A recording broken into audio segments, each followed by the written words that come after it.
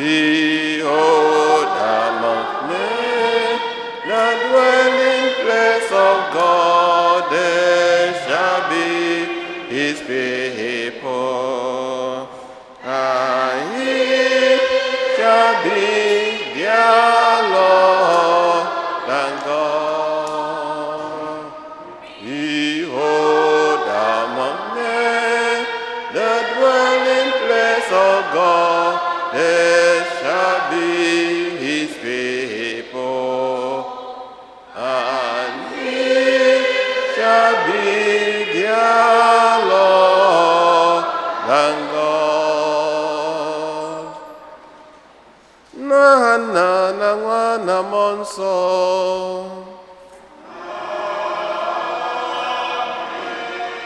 Ka ngọzi nke onye nwe anyị Jesu Kristi, n'ịhụnanya nke Chukwu Nna, n'ịdịkọ n'otu nke mmụọ nsọ na-enye, dịrị unu niile.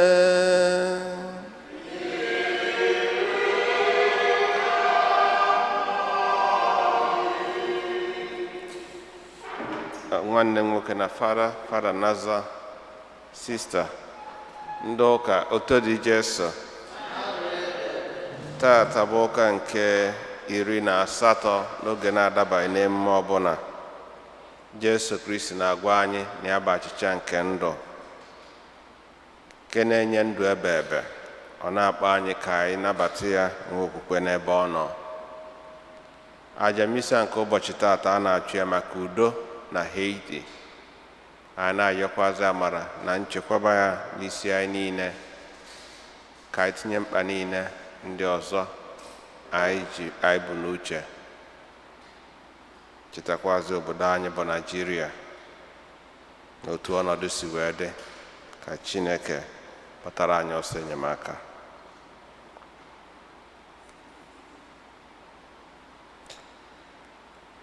Ụmụnna, ka anyị kwado onwe anyị ka maka nnukwu eme nke Yukaristia site n'ikwupụta njọ anyị.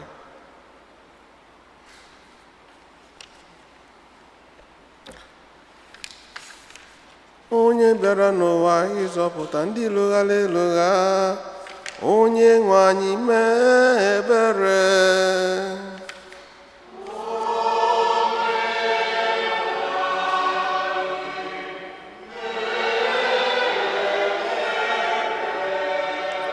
Onye bịara n'ụwa ịtọghata ndị ome njọ, Kristi mee ebere.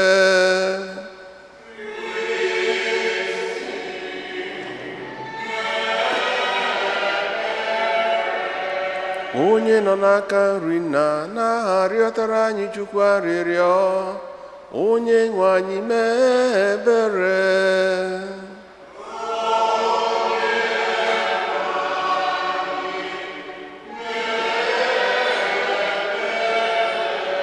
Ka Chineke jike niile mere anyị ebere, gbaghara anyị njọ anyị, duru anyị na ndụ ebe ebe.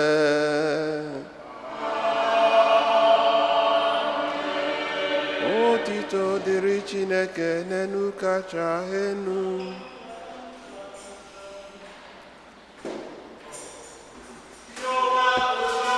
Ire mmadụ ndị ha na-asọ Chukwu eze ukwu, na-emebi anyị ekpere gị, anyị ga-ezube oge.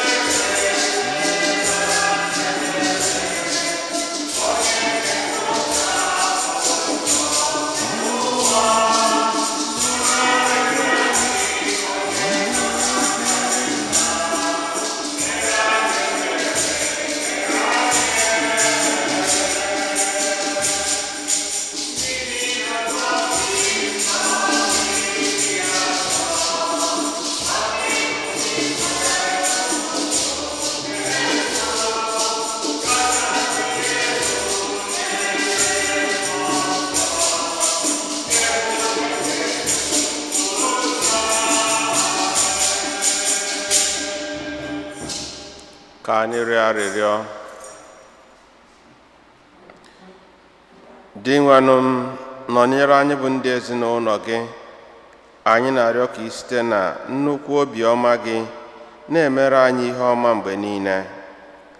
Anyị na-aṅụrị na ị bụ onye ntọala na onye ndu anyị. Biko kwudosie anyị ike na amara gị, ka ị na-echekwaba anyị bụ ndị ahụ ị kwadosiri ike n'okwukwe na ịhụnanya gị.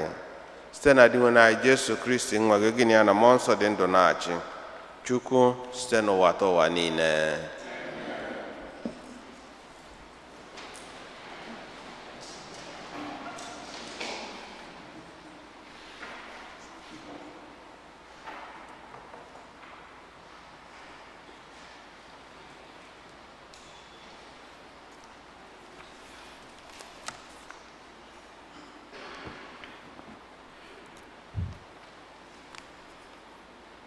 Ihe ọgụgụ ewetara n'akwụkwọ ọpụpụ. Ụmụ Izrel niile bidoro ntamu na-ekwutọ Moses na Aaron n'ọzara na-asị, n'ezie ọ gara akara anyị mma ma a sị na anyị nwụnyere n'aka Onyenwe anyị mgbe ahụ anyị nọdụrụ ala n'akụkụ ite aṅụ n'ala Ijipt, bịakwa na-eriju nri afọ. Ma unu bịara dupụta anyị n'ọzara ebe a ka igwe mmadụ niile a nwụchaa n'agụụ. Onyenwe anyị ewere gwa Moses, ugbu a aga m eme ka nri si na igwe zoro unu ka mmiri. Kwa ụbọchị ndị mmadụ ga-apụ tụtụkọta nri ga-ezuru ha n'ụbọchị ahụ. Aga m esi n'ụzọ dị otu a lee ha ule iji chọpụta ma ha ga-edebekwe iwu m, ma ọ bụ na ha agaghị edebe ya. Anụla m ntamu niile ụmụ Izrel na-atamu. Gwa ha sị, na mgbede anyasị ọbụla unu ga-eri anụ, ma n'ụtụtụ ọbụla unu ga-erigide nri rijuo afọ. Nke a ka m ga-eji mara ma mụ onwe m bụ di nwenụ m bụ Chineke unu. N'uhuruchi, ụmụ nnụnụ na-efepụta kpuchichie elu ụlọ ndo ha dum. N'ụtụtụ, igirigi na-ejupụta na mbara ọzara niile gbara ụlọ ndo ha gburugburu. Mgbe igirigi ahụ kọrọ n'ala ọzara, ihe dị ka akpụ eberebe jupụtara n'ala ahụ niile. Mgbe ụmụ Izrel hụrụ ya, ha jụrịtara onwe ha ajụjụ sị, ihe a ọ bụ gịnị? N'ihi na ha amaghị ihe ọ bụ. Ma Moses gwara ha sị, ihe a bụ nri ahụ Onyenwe anyị nyere unu. Okwu nke osebụwa.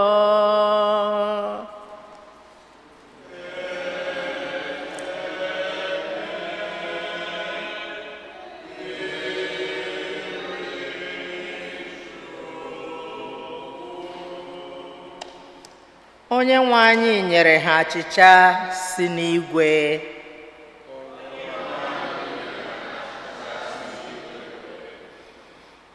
Ihe anyị nụrụ na ihe anyị ma na ihe nna nna anyị ha gwara anyị ka anyị ga-ekwupụtara ụmụ ụmụ anyị. na-abịanụ. Anyị ga-akọrọ ha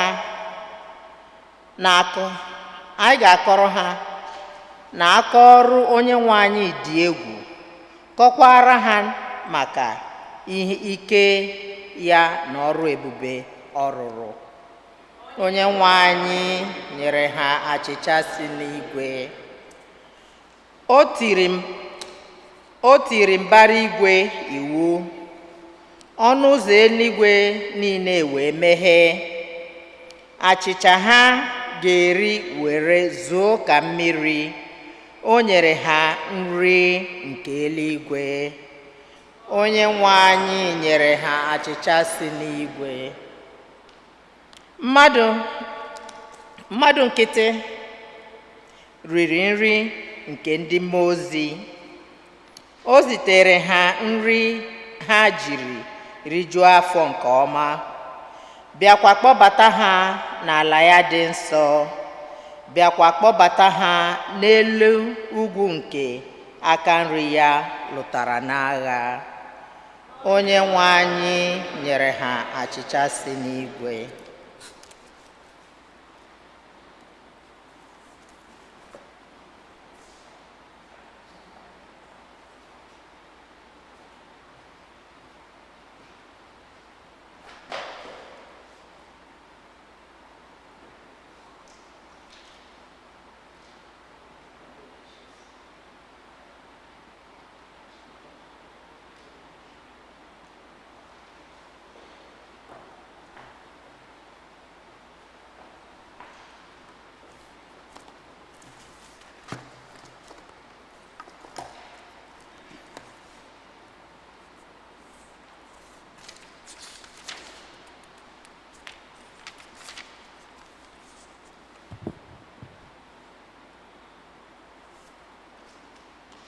Ihe ọgụgụ ewetara n'ozi Pọl ndị asọ degara ndị Efesọs.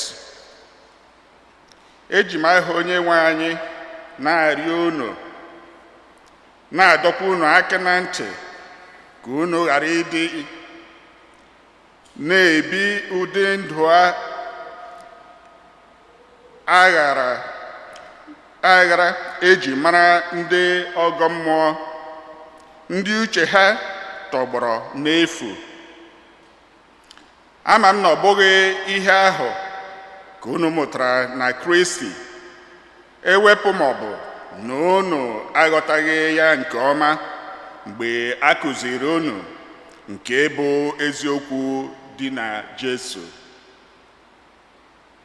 Ọ pụtara na unu ga-ahapụ ụdị ndụ ochie ahụ unu na-ebi, tụfuo n'onwe unu nke ochie, onwe unu nke ahụ na-adaba n'ureghure na mmerụ site n'ịgbaso agụụ mmehie niile dị n'ọnụ ahụ. Unu ga-eji mkpalite ọhụrụ nke mmụọ nwaghaa obi unu ka unu wee yikwasị onwe unu nke ọhụrụ ahụ ekere n'oyiyi Chineke. Onwe unu nke ahụ dị n'oyiyi nke ịdị mma na ịdị nsọ nke eziokwu ahụ. Okwu nke osebrụ ụwa.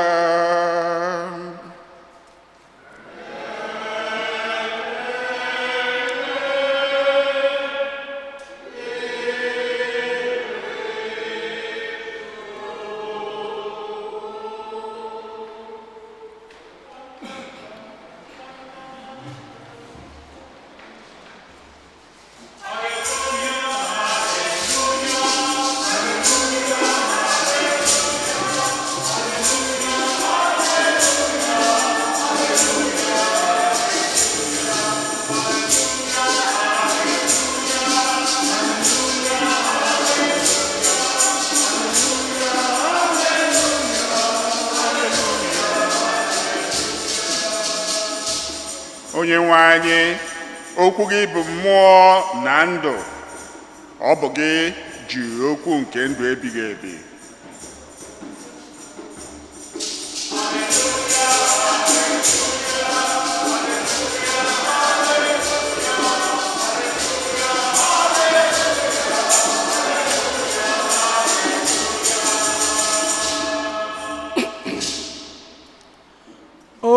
nwe anyị nọnyere unu.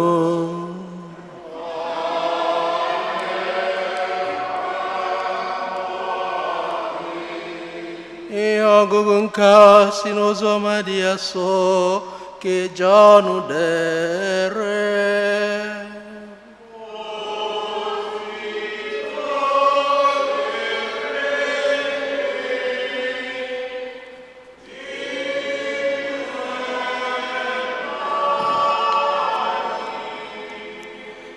Ma mgbe igwe mmadụ ahụ hụrụ na Jesu na ụmụazụ ya anọghịkwa n'ebe ahụ amụbara ha achịcha, ha banyere n'ụgbọ mmiri ndị ahụ gawa Kapanọm na-achọ Jesu. Mgbe ha kụfere hụ Jesu n'ofe osimiri, ha sịrị ya, "Onye nkuzi, olee mgbe ị bịara ebe a?" Jesu zara ha sị, "N'ịgwa unu eziokwu, ihe unu ji achọ m abụghị na unu hụrụ ihe ịrịba ama, kama ọ bụ n'ihi na unu ejila achịcha rijuo afọ. Kwụsịnụ ịrụ ọrụ maka nri nke na-emebi emebi, kama rụwanụ ọrụ inweta nri ahụ na-adịgide ruo ndụ ebighị ebi, nke bụ nri ahụ nwa nke mmadụ ga-enye unu. N'ihi na Chineke Nna kara nwa nke mmadụ akara ịrịba ama ya." Mgbe ahụ ha jụrụ ya sị, "Gịnị ka anyị kwesịrị ime iji rụọ ọrụ Chineke?"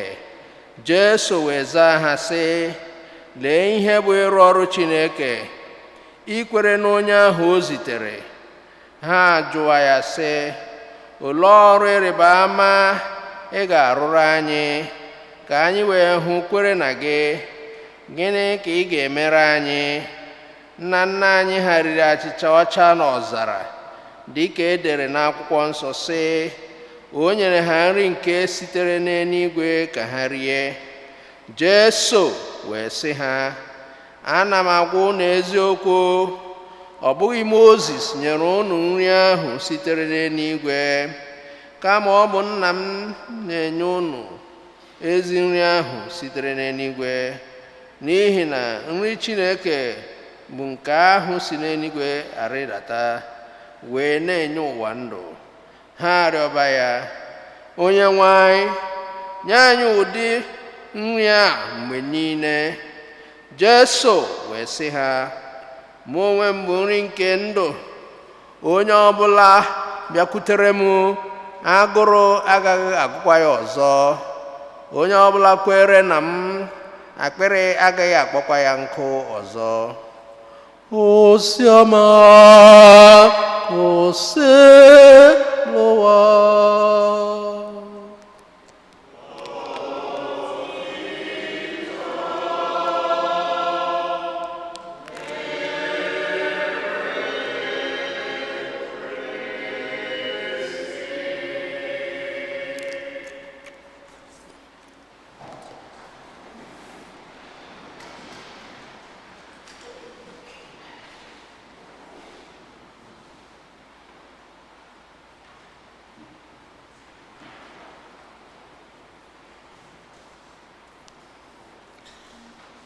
Otuto dịrị Jesu.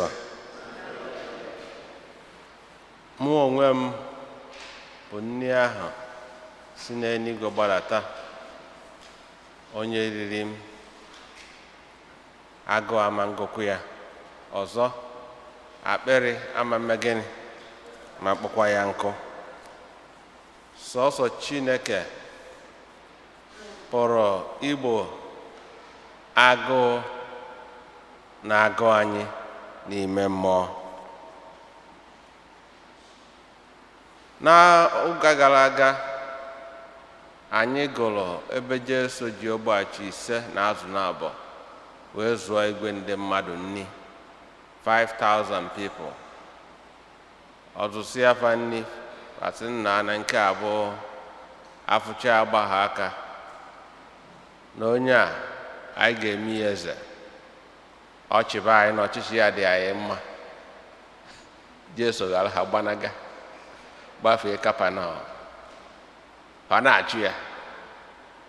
chọrọ ya gafete bakwa ụgbọ mmiri gafee saịdị afọ ya si ya ka ezi mgbe iji wee bịa ebe a anyị na-achọkwa n'osins Jesu amaghị ihe a na-achọrọ ya o wee chọkwa webata ha n'ife okwu wee mee mirakụl ogbachi ise na azụ na abụọ maka na idubata fa na achịcha nke na-enye ndụ achịcha nke mmụọ eribe agwụ agwụ bụ nke nyanwa n'onwe ya na-enye ndị nabatara ya ndị kwere na ya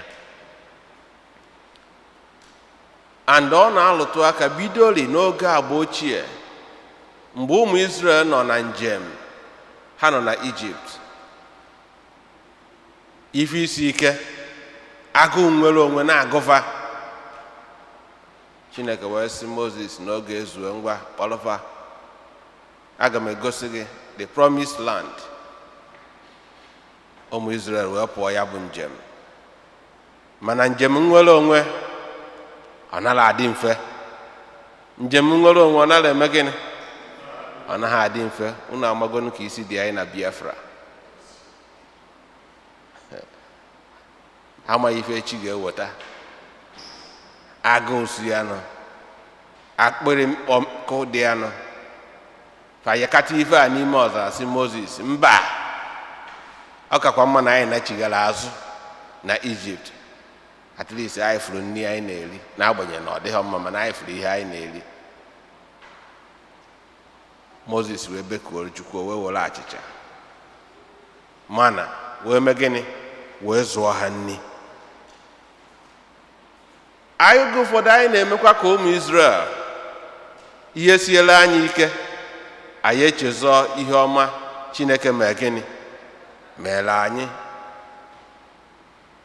achịcha ahụ wee na-alụtụ aka maka the real bread of life Jesus Christ himself ọ ya ka Jesu bịa na ozi ọma last week wee gosipụta ya wee bịazie tata wee kwuo ya hoha ife ọ bụ anyị onwe anyị dịka ụmụ Israel nọ on that journey to freedom, journey to the promised land, journey to heaven. Mana dịka ha si wee nwee their own desert experience, tata anyị onwe anyị na-enwekwa our own desert experience maka na ụwa anyị nọ na ya abụrụ gịnị ọ bụrụ ebe obibi.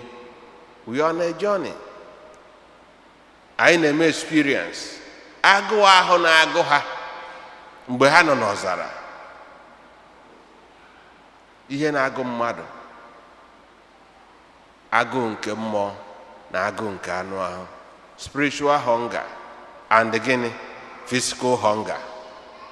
Oge ụfọdụ anyị adị confused, ọ gbagwoju anyị anya ebe anyị na-achọ ka anyị satisfy ya agụụ ahụ na-agụ anyị. Ichezi ọnụ agụụ anụ ahụ bụ ultimate, mana the more ị na-eri the more ọ na-agụụ. And ọ ya kpatara ngosi ndị ọsọ ji wee sị, our souls are restless until they rest where? In God. Na mmụọ anyị agaghị ezu ike, agụụ agaghị akwụsịkwa n'ịgụ anyị until anyị enweta afọ oju na-eme na Chineke. Only God can satisfy the hunger and longing in our heart.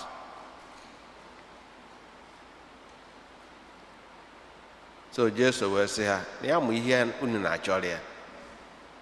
Unu na-achọ maka enyere unu nri, unu na-achọ nri ọzọ, mana unu lụba ọlụ maka nri ahụ na-eme gịnị na-eduba na ndụ ebe ebe. Ọ ya kachasị. Can you imagine a family otu ha nọkịta ebe a, ezinụlọ unu ji ego goo nri ọ dị mana ịfụnanya peace of mind adịghị n'ezinụlọ ahụ.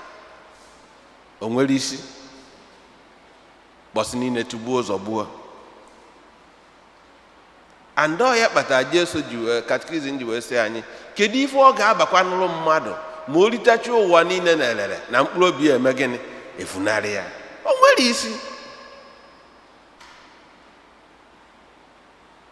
Ecclesiastes asị na vanity of all Job, vanity upon vanity, all is what? Vanity. Onwelo. Ọ bụrụ na ife na-akpa mmadụ bụ ihe oriri na ife ọṅụṅụ erie dịcha eme ife na den ụwa anyị bịara enwere isi. Ibegide tagide afọ niile agwodogocha megide ya, ime gịnị? Ịnwụọ nke gị agafee. Olee uru ihe mmadụ na-adọnikwanụ n'ụwa? Ụbọchị ya ka ekunitara asị na ife anya ụba anwụrụ. Vidiyo ikpeazụ m fụrụ ebe ọ na-akpa itu ọnụ na Anambra steeti adịgwu ya n'aka maka na ọbaigo n'ọnụ agụ, ife abago n'ọnụ agụ, and ife baa n'ọnụ agụ anaghị eme gịnị? Anaghị anụtakwu ya. I saw the video. Mana m aghọtachabuola ife na-eme, mana ọ bụrụ ya ka anyị bịa tata. Mana kedu ife menụ? Ị na-afụgasị manshọn ife niile gwodo a na-eme ife nakata ofu mbọsị ekunite asị na nwoke kolapsụ na afọ ọzọ ya. So ihe niile ahụ a na-adọga na-eme tụtụ ga-aga n'ihe niile ahụ asị kịta na nye na Chineke adịrọ na mma, olee uru ya?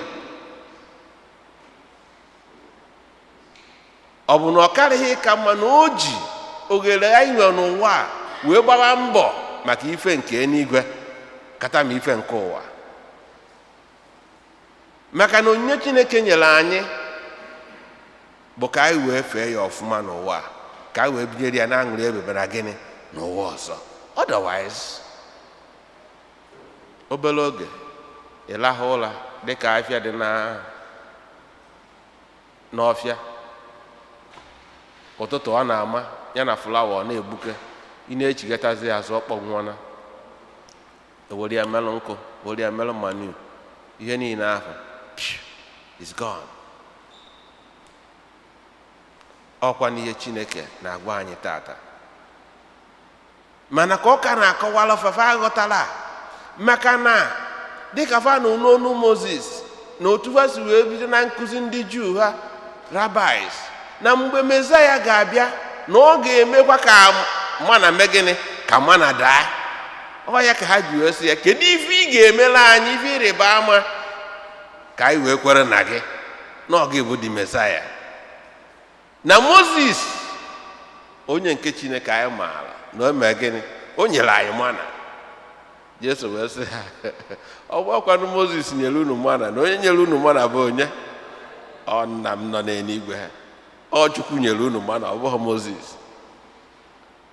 Mana ha richekwara ya na fa ṅụrụ, mana nyenwe nke ya ga-enye unu, onye richaa ya ọ gaghị anwụzi, ọ gaghị agụụ ama ngụ ya, akpịrị agaghị akpụ ya nkụ.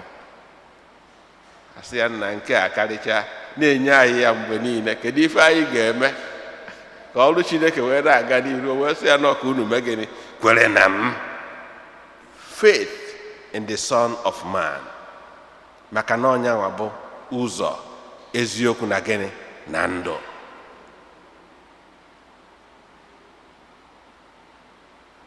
So ụmụnne na Chineke, o metụtara oriri dị asọ anyị na-eri, wee si na oriri dị asọ ahụ medụtakwa nkụzi nke Chineke, because na Jesu Kristi anyị na-eri na oriri dị asọ bụ okwu afọ e mere arụ wee mee gịnị?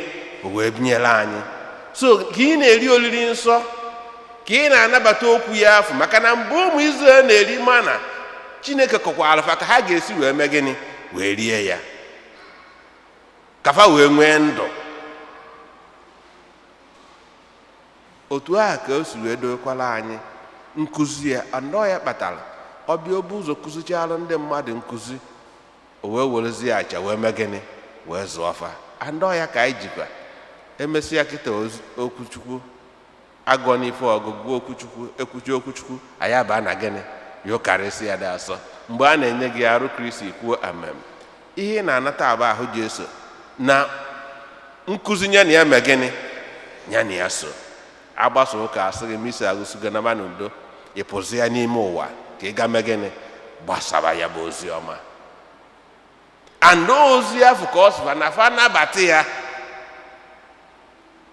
ka ndụ ahụ wee dịrị na-aga. So ụmụnne na Chineke,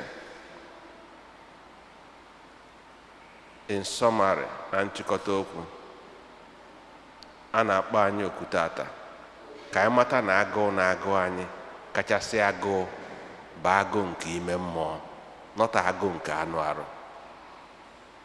Maka na ezinụlọ agụụ na-agụgode ịfụnanya dị. Nna m gwara mgbe ahụ na di na nwunye nọ n'ịfụnanya na ibe ji na-ezuru fa nni. Ndị na-anụ di na nwunye eziokwu na di na nwunye nọrụ n'ịfụnanya na ibe ji na-eme gịnị na-ezuru ha nni, mana di na nwunye nọ n'ọgba aghara na pọtụ nni anaghị ezu, maka na eji ọgụ gbuo pọtụ nni ahụ ihu na ala, agụụ ama na agụ iwe werozi ya tụnyezie. Mgbe anyị nwere Chineke, onye nwere Chineke mee gịnị nwere ihe niile. So ka anyị yọọ Chukwu ka o nyere anyị aka ka anyị ghọta na agụụ nke ime mmụọ bịa bụ nke kachasịnị, ka mbọ anyị na-agba bụrụ ka anyị ga-eji were nkụzi nke Chineke, okwu ya wee na-eriju afọ ka ọ na-apụta ife n'aka ebe anyị na-agba na olide asọ anyị na-anata bụ Jesu Kristi na onwe ya, onye na-enye ndụ, ka okwukwe anyị nwere na ya wee duru anyị wee ruo na ya bụ ndụ ebe ebe site na Kristi dị nwe na anyị.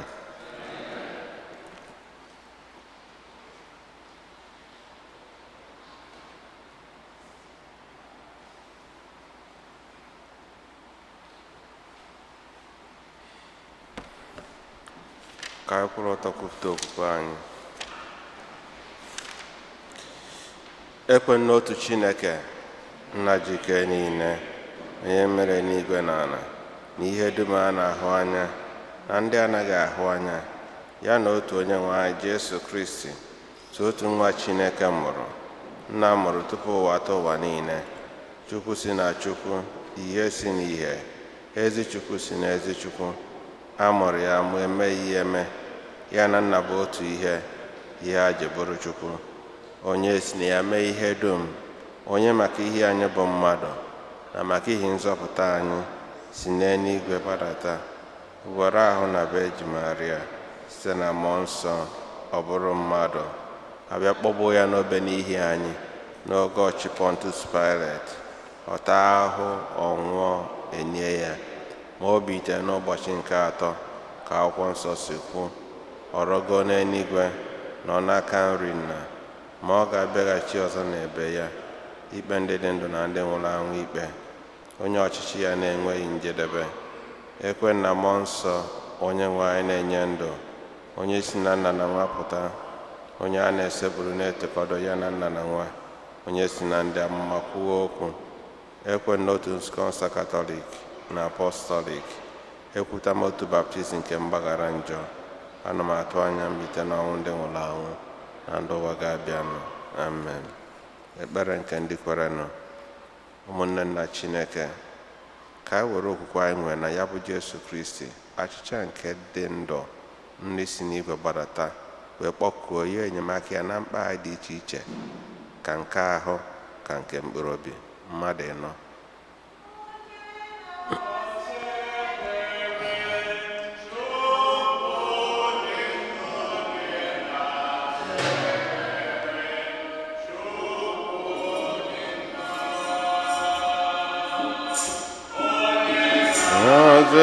Ekpere Chukwu dị mma, onye ha ekpere Chukwu dị mma.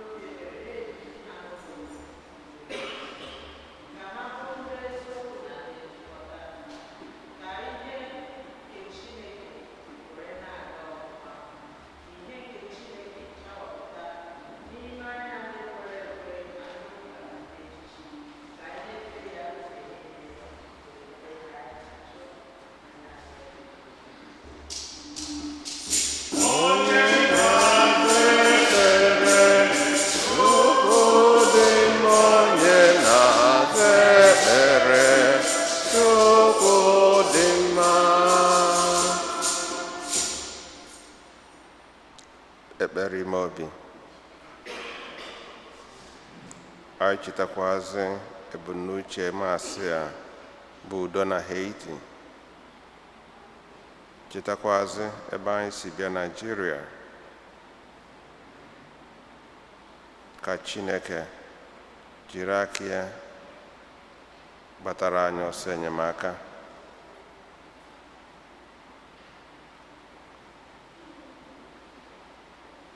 Chineke nna pụrụ m ife niile, onye afọ ọma na onye ebere, nụrụ arịrịọ nke anyị na-ebute n'iru gị.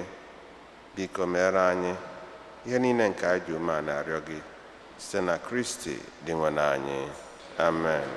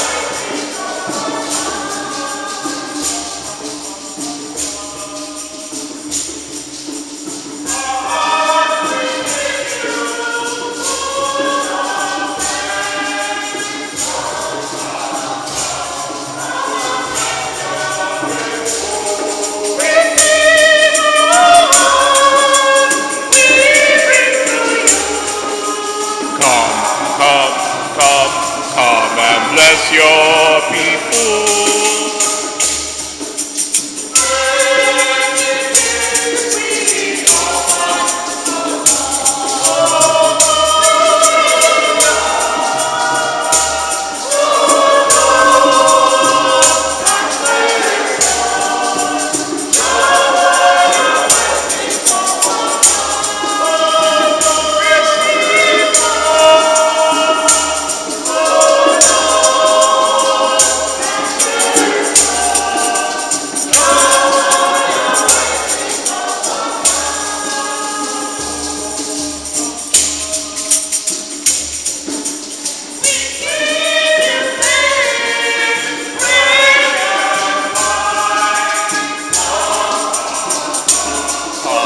Bless your people.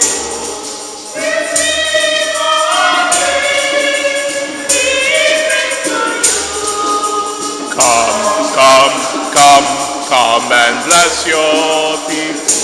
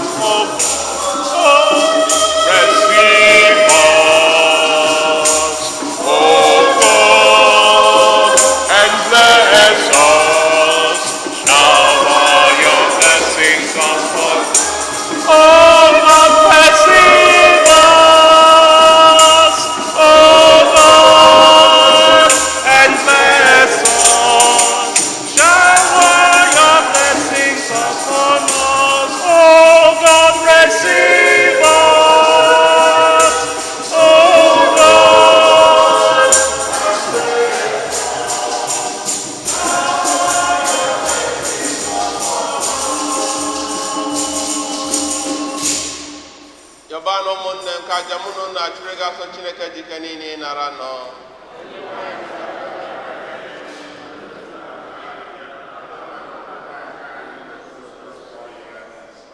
Di nwanụ biko doo onyinye ndị a nsọ were obiọma gị nara aja nke a anyị ji mmụọ anyị niile hụnyere gị, mezukwara anyị onyinye nke a n'ime gị na ndụ ebighị ebi site na Kristi dị nwanne anyị. Onye nwe anyị nọnyere unu, welite n'obi enu ka anyị nyere dị nwe Chukwu anyị ekene. O kwesịrị ezi bụrụkwa ihe ziri ezi na-azọ ndụ na anyị ga-enye gị ekene oge niile na ebe niile, o nna dị nsọ, Chineke dị ike niile edu ụwa atọ ụwa site na Kristi dị nwe anyị, onye jiri ihe ebere o nwere maka mmehie mmadụ kwere ka a mụọ ya n'ebe eji Maria. Ọ gbapụtara anyị n'ọnwụ ebe ebe site n'ọnwụ ọnwụ n'elu ebe, bịa site na mbilite n'ọnwụ ya nye anyị ndụ ebe ebe. N'ihi nke ya anyị na-eso igwe ndị mmụọ niile nke eluigwe na-etefego oge niile n'ukwe na ekwe.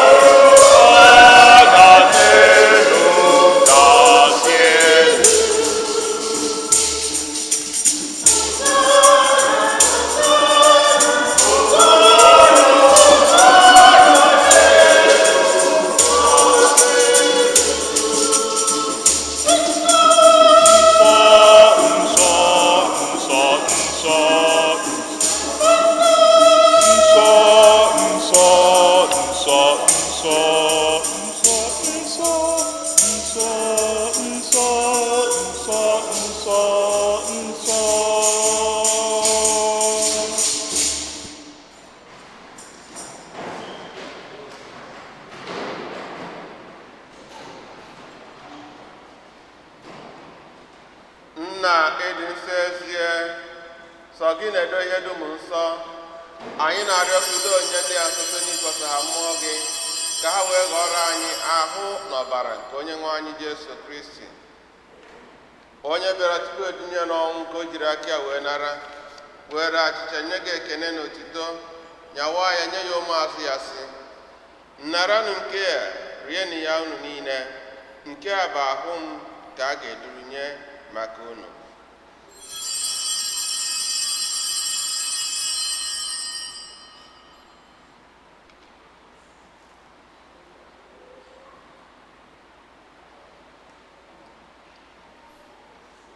otu akwa ka o si mee mgbe ha richara ndị anyasị, o buru iko mmanya nyekwa gị ekene na otuto onye ya ụmụazụ ya sị, nnaranụ nke a ṅụọnụ ya ọnụ niile, nke a bụ iko nke ọbara m nke ọgba ndụ ọhụrụ dị ebe ebe, a ga-agba ya n'ihi unu na n'ihi mmadụ niile nke wee gbaghara njọ.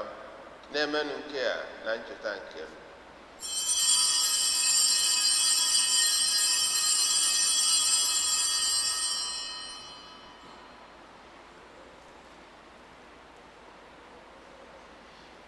Ka anyị kwupụta na ife ọmịiko okwukwe anyị na-eme ugbu a, anyị na-ekwupụta ọnwụ gị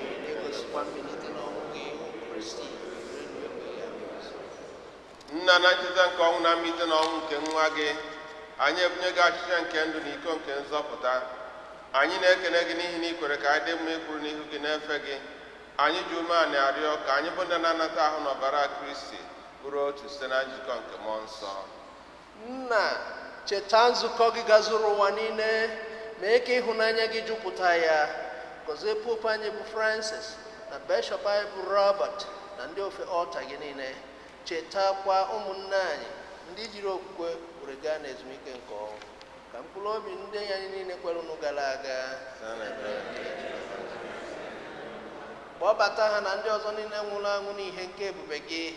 Biko mere anyị niile ebere, ka anyị were soro Virgin Maria dị ngọzi nne nke Chukwu na ndị apọstọl na ndị nsọ gị niile, ndị mere uche gị n'ụwa, were keta ndụ ebe ebe, ka anyị sorokwa ha na-eto gị na-edo gị ebube site na Jesu Kristi nwa gị.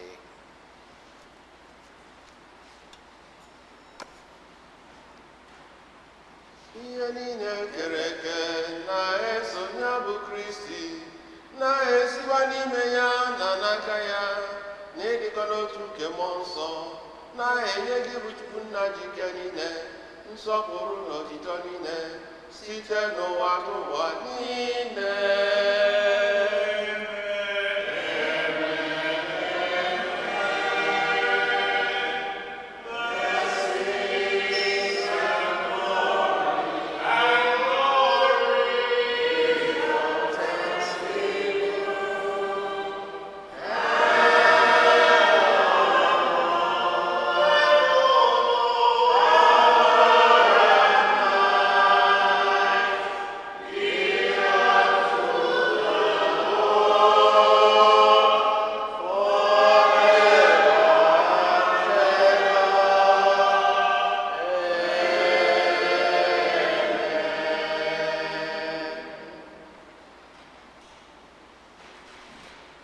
Ụmụnna, ka anyị were ebere na nzọpụta anyị kụziri anyị wee gbakọọ Chukwu Nna.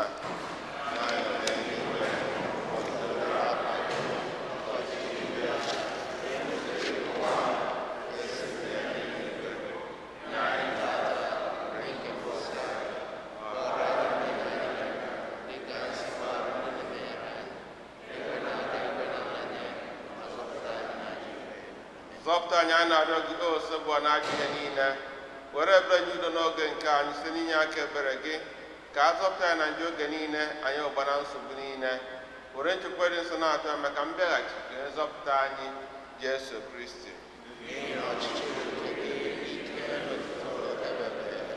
Onye nwe anyị Jesu Kristi, egwa ndị apọstụl gị, udo ka nna hapụrụ unu, udo nke m ka m na-enye unu. Enekwana anyị na njọ anyị, kama nekwasị anyị n'okwukwe nke nzukọ gị. Nye udo na-edikọ n'otu mgbe niile ka uche gị siri chọọ, igbe dị ndụ na-achị ebe ebe ebe ebe. Udo nke osogbu adịrị unu mgbe niile. Ka anyị nyerịtara onwe anyị ekene nke udo.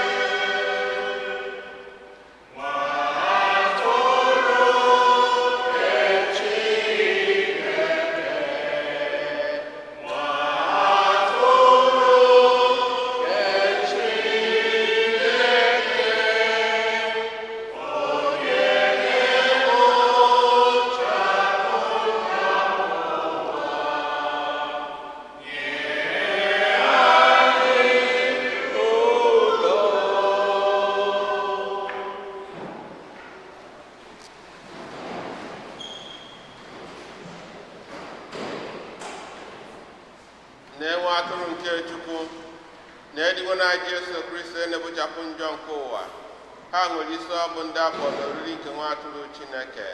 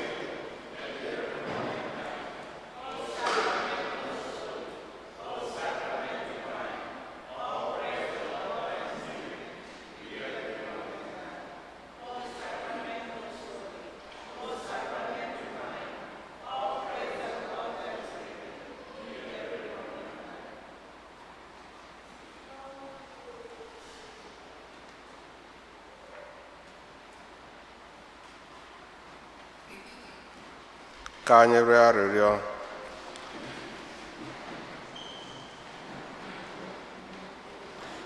Onye nwe anyị, iwere n'onyinye gị nke si n'eluigwe zụọ anyị, ike ịzụ anyị anaghị agwụ gị.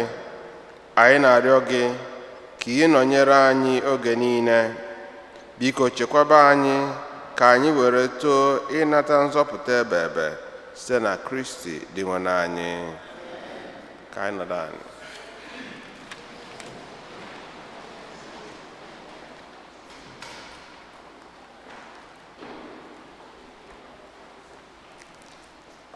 Otodri Jesu, the second collection. Anya na-ekele onye nyere nna anyị ndụ n'ụwa omena.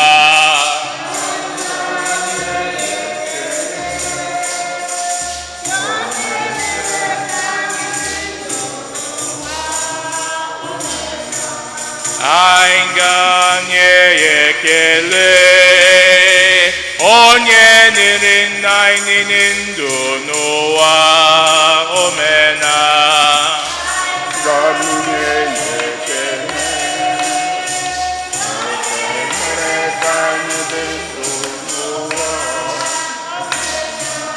Anyị ga-nye ya ekele onye nyere nna anyị ndụ n'ụwa omena.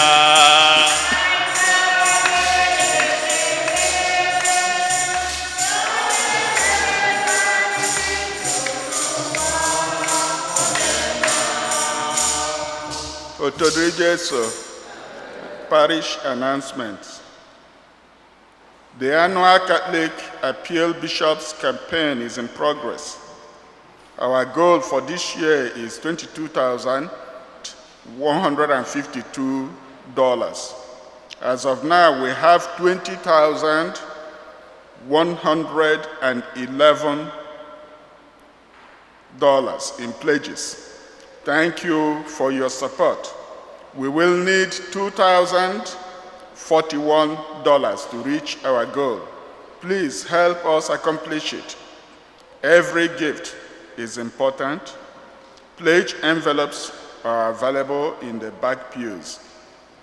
Thank you. Religious education registration begins in September. If you wish to register your child before then, you can do so at the rectory office, Monday through Thursday from 9 a.m. to 3:30 p.m. Please bring a copy of your child's birth certificate and baptism certificate. Please note that the rectory will be closed on Fridays during August. Otodri Jesu, taa, first Sunday of the month of August. Ndinne jana special blessing, but I don't seem to see a lot of them here. Amazi heme our parishioners. All the activities of the summer got dry our attendance level because they reach when out, so that I ain't a loss so beyond but Sunday by 1:30 p.m. I think we have advantage in that I ain't got a lot. I ain't with time before the time our church. We need to be coming to support our parish and our community. Ndinne for your special blessing. The choir. Anyị nwere nne dị mma, anyị nwere nne dị mma, anyị nwere nne dị mma, nne dị mma, Virgin Maria. Anyị nwere nne dị mma, anyị nwere nne dị mma, anyị nwere nne dị mma, nne dị mma, Virgin Maria. Anyị nwere nne dị mma, anyị nwere nne obiọma, anyị nwere nne dị mma, nne dị mma, Virgin Maria.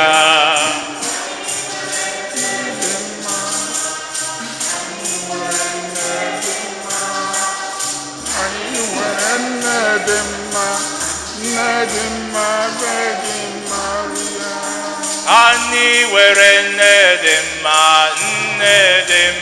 Virgin Maria.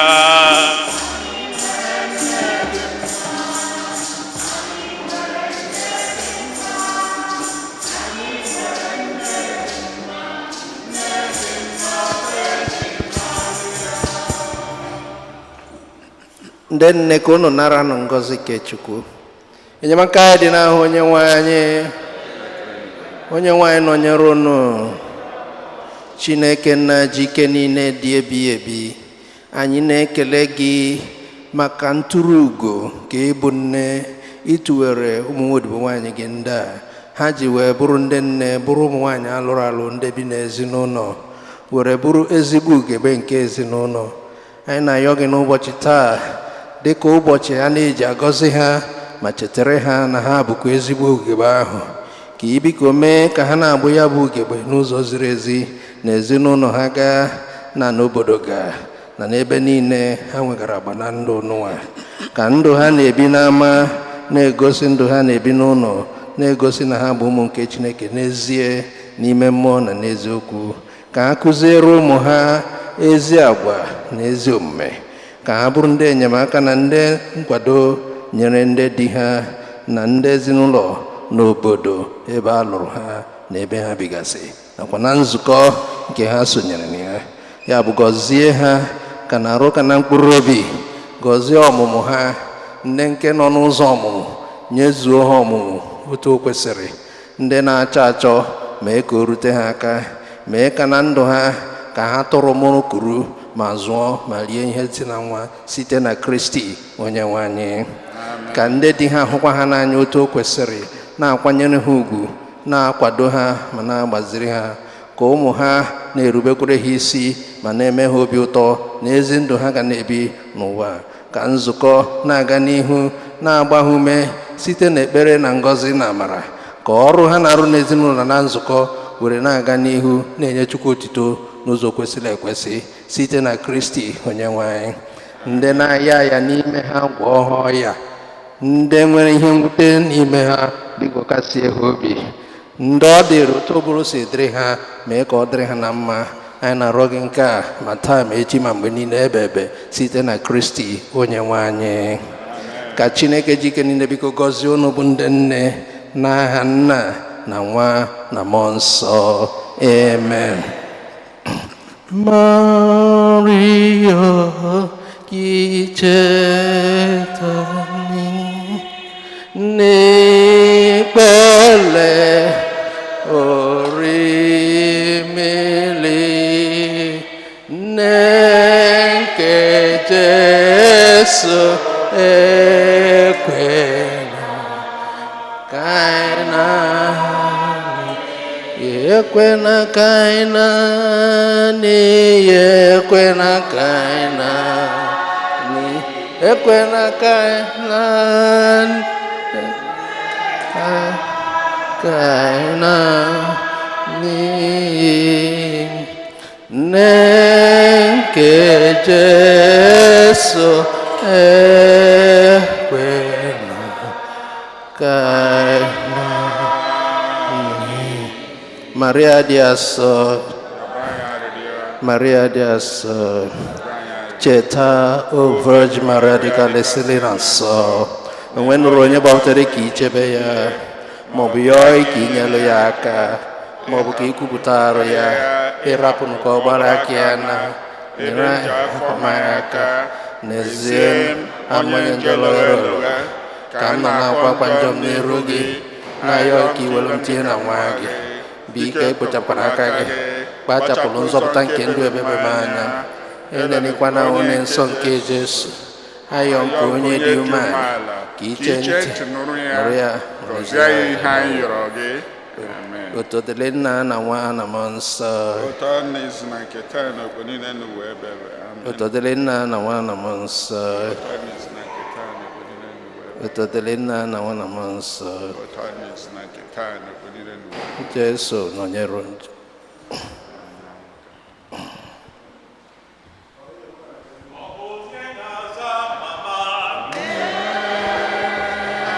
Oh ọ bụ onye na-aza mama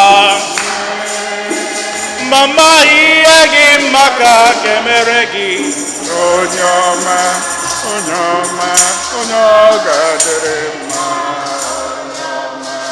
mama ihe gị maka kemere gị onye ọma onye ọma onye ọ ga-adịrị mma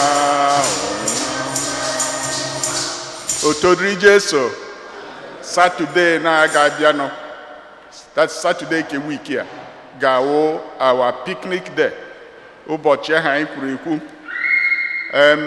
biko first of all aga m achọ ka ndị na-etinyebo a little donation towards the picnic ka ha nwee the ohere because anyị enweghịkwe chance ime again ya na ndị pledged but eredeemable their donations must redeem it now because we need the money from today to prepare for the picnic. So biko ka anyị nyekwa ohere ndị na-donatibo ndị biko osinobi ka anyị ohere to pledge. Saduru, thank you very much. Tony, our financial secretary, Saduru, $100. Satoni, please. Bia, collect here, please. Siebe. No, Tony Nade. So Saduru, $100.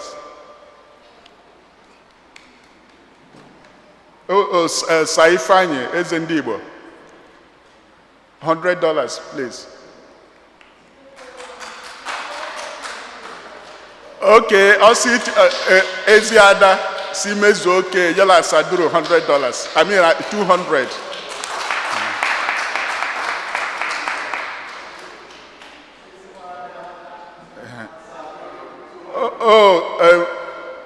Ibe, Ndubisi Ibe, 20.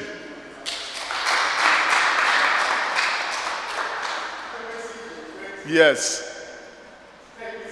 Sir Asibe, $100.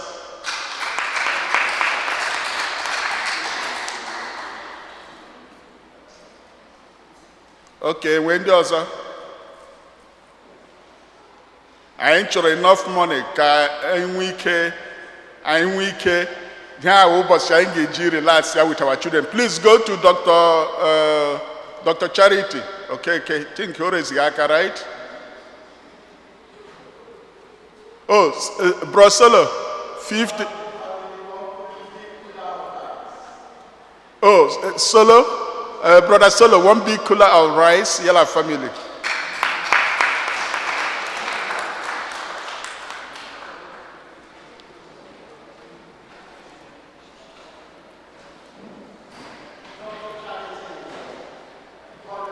Okay, Dr. Charity, okay, $100. We are not going pew to pew. I check all voluntary, pure voluntary.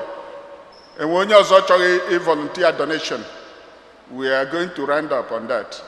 And when you also, okay, Dr. Philip, he pledged before. You redeem here. Okay, already money pledge. Yeah, $100. He pledged last Sunday. He's redeemed it, Satoni, our financial secretary. Thank you, everybody. God bless you. Another thing is that anyway, can you say prepare for the picnic? On a take place na Valley Stream State Park. By Nehemiah, the space there, the enormous. So we ask you in Abia, you bring the game you like to play. Eh? Oh, okay. Only Cinda redeemed Sir Mark Matthew redeemed his pledge. So in Abia, bring Ihaingeri here in I exercise to relieve it and eat more and relax more. So in Abia, bring the game you like to play. Basketball, tennis, badminton. Ndim na America that draft. Onobiola di ready. Ndi adeba. We take away shoe them because there will be music. to dance. So please, Anamario Ndinile be around Queens, Ndi be around Queens, Long Island, to come out by 5 a.m. On by Nigeria got to the place to secure and arrange the place. All the men in and around Queens and Long Island, that area, please wake up that morning and come by 5 a.m. so we can secure and prepare the place. And then my son, Jikere in the morning to come. They come very early in the morning, as early as 6 o'clock, and they start. So that's our day to relax. Come early. Uche, that's a Kingsley Uche, will provide the breakfast. You know, Kingsley Uche, you know, he runs the Subway something, his business, and he pledged to bring the breakfast, you know, assorted kinds of the thing Nabia from Subway. So you come that morning, you will be fed breakfast. So please look out on the forum. We will announce further what we need to do and the progress and the direction to the park. But I believe almost everybody here knows the way to the park and how to come in. If you come, be ready. If you are driving, you pay $8 for the fee all day. Yeah. So, but bring your children, bring your friends. We will have enough to eat and drink, and to relax with. Again, our general meeting, our next general meeting, the second Sunday of September, Mabasa Mass. And when this week, you be about there, this past week or today. Any birthdays, please stand up.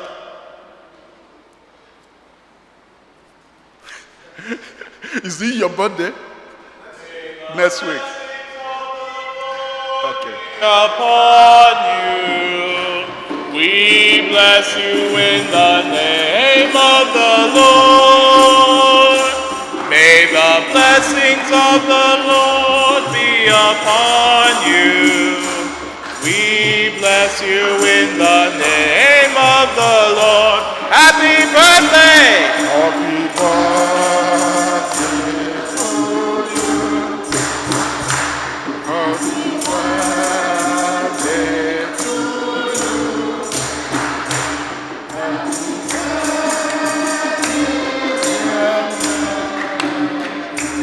Happy birthday to you.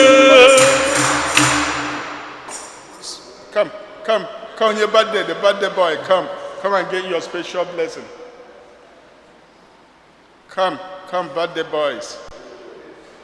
With the holy water.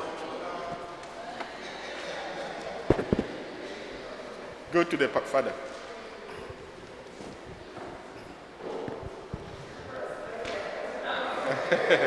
Come, step up.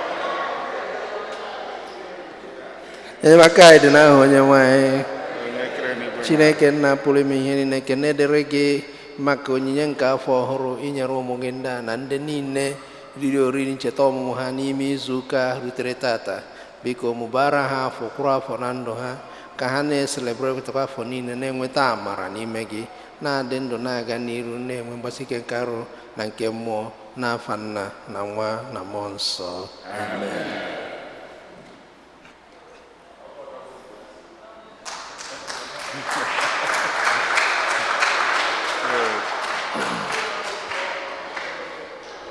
Jesu, any anniversaries? Are there, or is there anyone celebrating their anniversary this week? Huh? Okay. All right. Is anybody worshiping with us for the first time? Anybody here today worshiping with us for the first time? We welcome Father. Father, I'm now your first time. You've been here before, but Kele in the parish, may we introduce.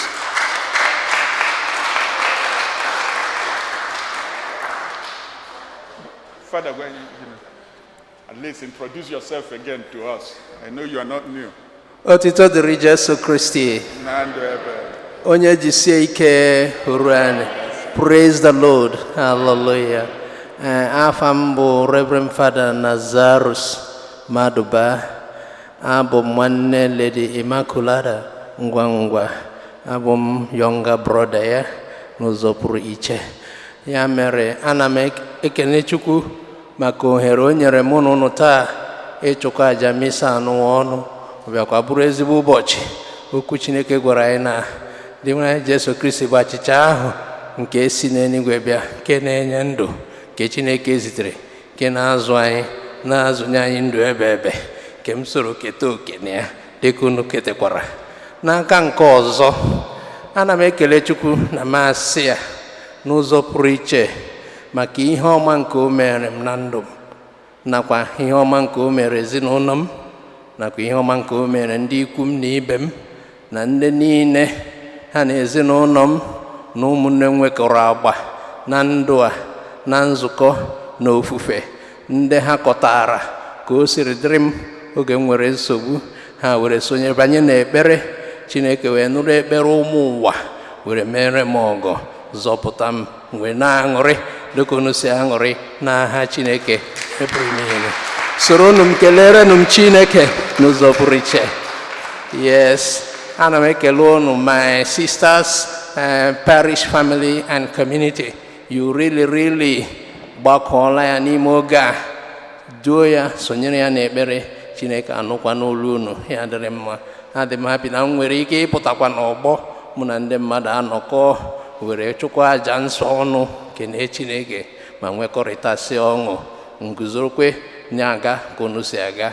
Onye ọbụla ha na-agasi ike site na Kristi onye nwe anyị. Amen.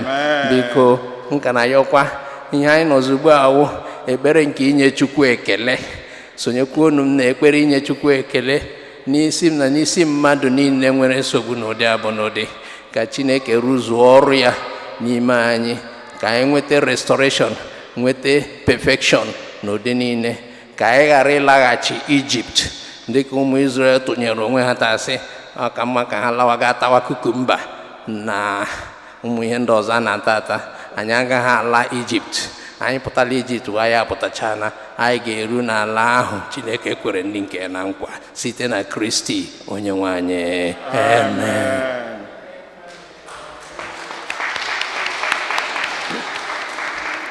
Ana m ekelekwe Fada Ima so na ndị fada niile gbakọrọ m, ma Fada Kirian ma Fada Cosmos, ndị fada niile gbara m gburugburu ebe a banye n'ekpere, na-achụ aja misa, na-akwado m, na-agba m ume, na-abịa na-eneta m, marakwana m ka wụ fada. Obi eshie m ike. Chineke emekwa ịzọpụta m, nsorokwe guzoro na-aga ije ka ụkọchukwu, na-emekwa ihe ka ụkọchukwu site na Kristi onye nwe anyị. Ana m ekele Fada Ima na fada nke ya na-abịa Fada Oke Piensi Ezani, move around with us.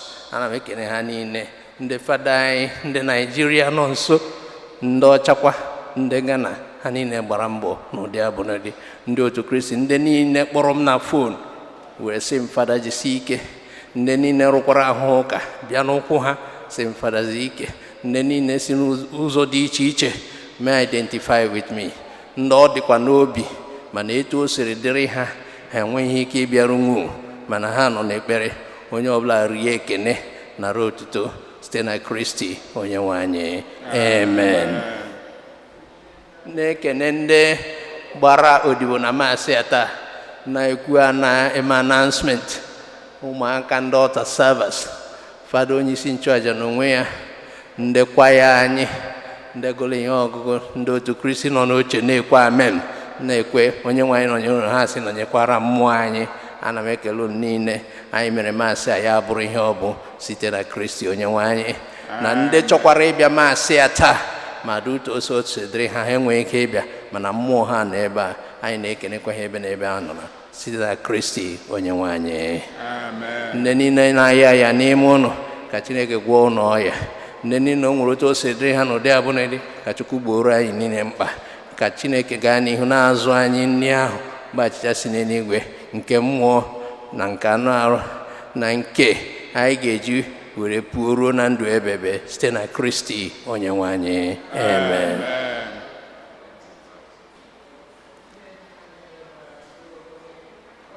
Ima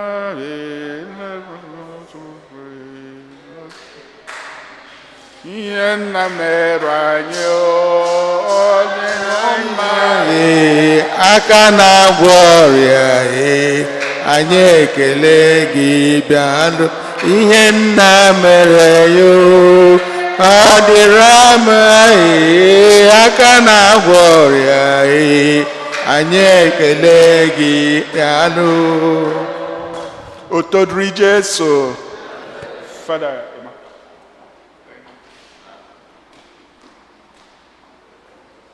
Oto dị Jesu, anyị ekene unu niile dịka onye isi kwuru. O nwere ndị na-abịa nwụrụ ọnụ ha ma ihe ji ha mbecha anyị na-ekene onye ọbụla rụrụ ahịa ụka wee bịa na-asị na Chineke ga-agọzi anyị gọzie ezu ụka mee ka ọ maara anyị mma n'aha Jizọs. Fada na-azụ kenere anyị mana ka ntizi ọnụ n'aha anyị niile kene ya na-ekene gị ọ ga-adịrị gị mma n'aha Jizọs. Unu kwuru ozikwa ọtọ sista daalụ ewekwa n'iwe